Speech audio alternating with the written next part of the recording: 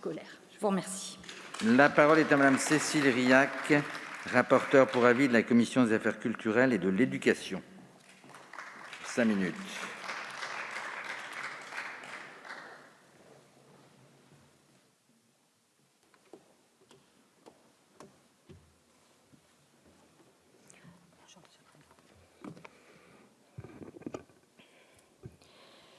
Monsieur le Président, Monsieur le Ministre, Madame la Ministre, Madame la rapporteure spéciale, mes chers collègues, je voudrais saluer le dernier budget de la mission enseignement scolaire de cette mandature qui s'inscrit encore dans une trajectoire ascendante et amplifie la hausse des moyens. Ce budget s'inscrit comme l'an passé dans un contexte un peu particulier, celui de la pandémie.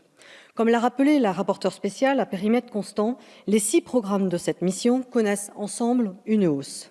Je tiens à saluer cette hausse qui témoigne que le gouvernement et notre majorité considèrent une fois encore l'éducation et la jeunesse comme une priorité pour l'avenir du pays.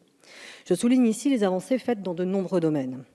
L'accueil des élèves en situation de handicap a encore été amélioré à travers l'achèvement des pôles inclusifs d'accompagnement localisés, les PIAL, et le renforcement du statut des accompagnants d'élèves en situation de handicap, les AESH. Le dédoublement des classes de CP et CE1 dans les réseaux d'éducation prioritaire REP et REP+, est achevé et s'étend à la grande section de maternelle. De même, les effectifs des classes de grande section, de CP et de CE1 sont désormais plafonnés à 24 sur l'ensemble du territoire. Des contrats locaux d'accompagnement vont être expérimentés dans 3 académies afin de soutenir des établissements tels que les écoles orphelines ou les lycées qui ne sont pas en éducation prioritaire mais ont des besoins similaires.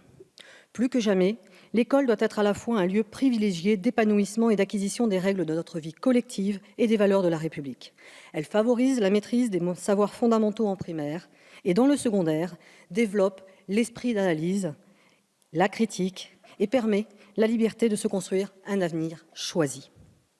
La crise sanitaire et les confinements qu'elle a entraînés a souligné l'importance de la présence à l'école, l'importance des liens entre les élèves et leurs professeurs et des liens sociaux entre pairs.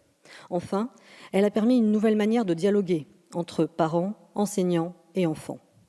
Le développement du numérique éducatif devrait ainsi permettre une amélioration des conditions d'apprentissage, du suivi de la scolarité des élèves et d'une approche adaptée à chacun, en milieu rural comme urbain, contribuant ainsi à l'impératif républicain d'égal accès à l'éducation. Je salue donc l'extension de l'expérimentation des territoires numériques éducatifs à 10 nouveaux départements. Un autre point a été soulevé par la crise, l'importance des activités physiques, sportives et culturelles.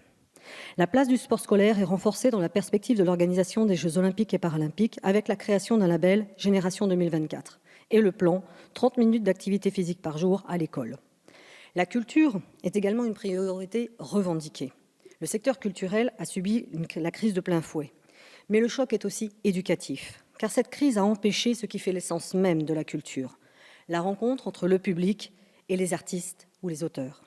Je souligne donc dans ce budget que 45 millions sont consacrés au déploiement du Pass Culture, complétant ainsi les autres dispositifs en faveur de la culture en s'articulant avec des dispositifs comme 100% UAC, le plan choral, la rentrée en musique, des moyens inédits qui ont été mis en place pour former les professeurs dans 5 domaines, lire, chanter, regarder, s'exprimer à l'oral ou développer son esprit critique avec la formation aux médias. Tout ceci pour que 100% des élèves bénéficient d'une activité culturelle ou artistique durant leur scolarité. Ensuite, la priorité donnée aux primaires est maintenue, les inégalités devant se combattre dès la première année de la scolarité. Et pour autant, le secondaire n'est pas délaissé. Ce budget scolaire 2022 prévoit la poursuite de l'effort de l'État en faveur des personnels de l'éducation nationale afin de reconnaître leur mission et de renforcer l'attractivité des métiers de l'enseignement. Ces crédits permettront, en plus des mesures de revalorisation salariale, la participation de l'État au financement de la protection sociale complémentaire de tous les agents du ministère au 1er janvier 2022 pour un montant de 200 millions d'euros. Ils s'accompagneront de mesures complémentaires comme l'amélioration de l'accès au logement et le développement de l'offre de prestations culturelles, sociales, sportives, touristiques et de loisirs dans le cadre de l'association Préau. Nous pouvons parler ici de la création d'un véritable comité d'entreprise de l'éducation nationale. Au total, 726 millions d'euros sont donc budgétés pour reconnaître l'engagement des personnels et traduire une nouvelle fois de façon concrète l'effort d'investissement dans l'éducation.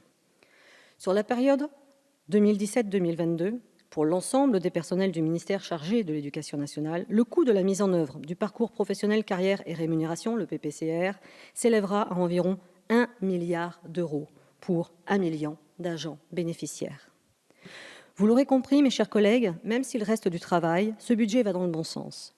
Il est à la mesure des enjeux de l'école de la République du XXIe siècle. Il tire les conséquences de la pandémie et permet le déploiement des mesures engagées. J'émets donc, au nom de la Commission des affaires culturelles et de l'éducation, un avis favorable. Je vous remercie. Merci, Madame la rapporteure.